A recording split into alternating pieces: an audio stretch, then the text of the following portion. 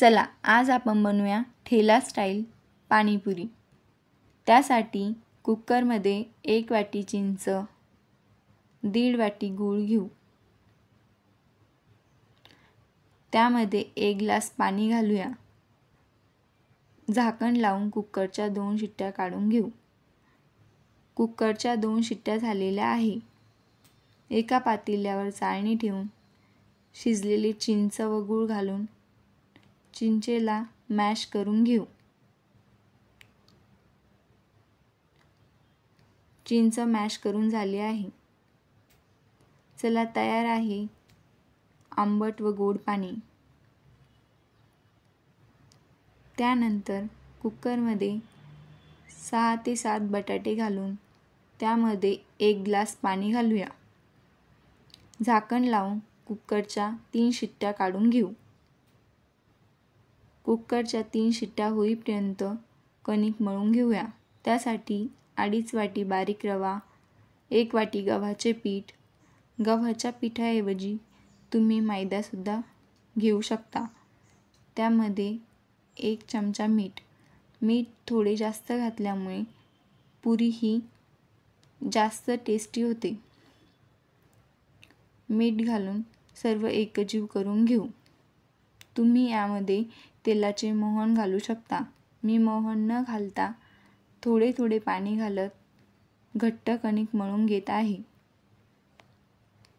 कणिक मळून झाले ते 5-6 मिनिट झाकण ठेवून बाजूला ठेवूया। कुकरच्या 3 शिट्ट्या झालेल्या आहे। बटाटे शिजलेले आहे। बटाटे थंड होईपर्यंत तिखट पाणी करून घेऊ। त्यासाठी मिक्सरच्या भांड्यामध्ये 8-9 हिरव्या मिरच्या, अर्धा इंच आलं, 4-5 लसूण पाकळ्या, कोथिंबीर, पुदिना व अर्धा चमचा जिरे घालून पाणी न घालता बारीक फिरवून घेऊ। आता त्यामध्ये थोडे पाणी घालून बारीक पेस्ट करून घेऊया। बारीक पेस्ट झालेली आहे। ते एका पातेल्यात काढून मिक्सरच्या भांड्यामध्ये थंड पाणी घालून ते पातेल्यात घालून घेऊया। तुम्ही बघू शकता पाण्याला छान असा रंग आलेला आहे। त्यामध्ये आता सुके मसाले घालूया।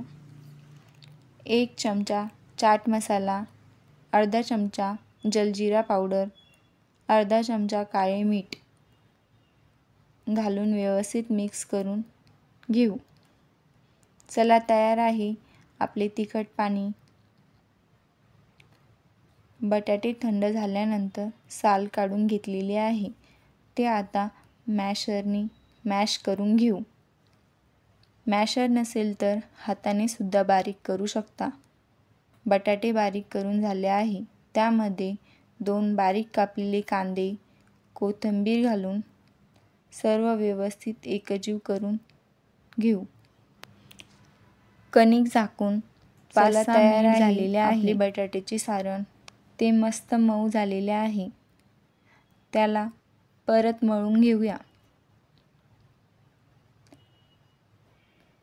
त्याचा छोटा गोळा घेऊन पोळीसारखे लाटून घेऊ।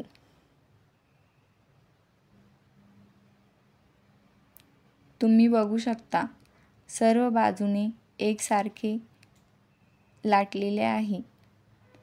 आता एका छोट्या वाटीने किंवा झाकणाने गोल आकारामध्ये कापून घेऊया। पुरी ही खूप जाड व पातळ न करता मध्यम अशी लाटलेली आहे।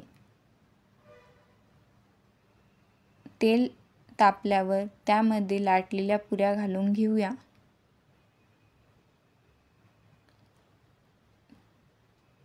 पुऱ्या तेलामध्ये घातल्यानंतर अर्धा मिनिट एकाच बाजूने हलका रंग येईपर्यंत तळून घेऊया। पुऱ्याला हलका रंग आल्यानंतर दुसऱ्या बाजूने तळून घेऊ। पुऱ्या ह्या मध्यम गॅसवरच तळून घेऊया। पुऱ्यांना किती छान असा रंग आलेला आहे।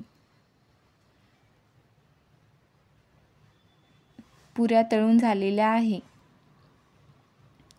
पुऱ्या छान कुरकुरीत झालेल्या आहेत. मी तुम्हाला फोडून दाखवते.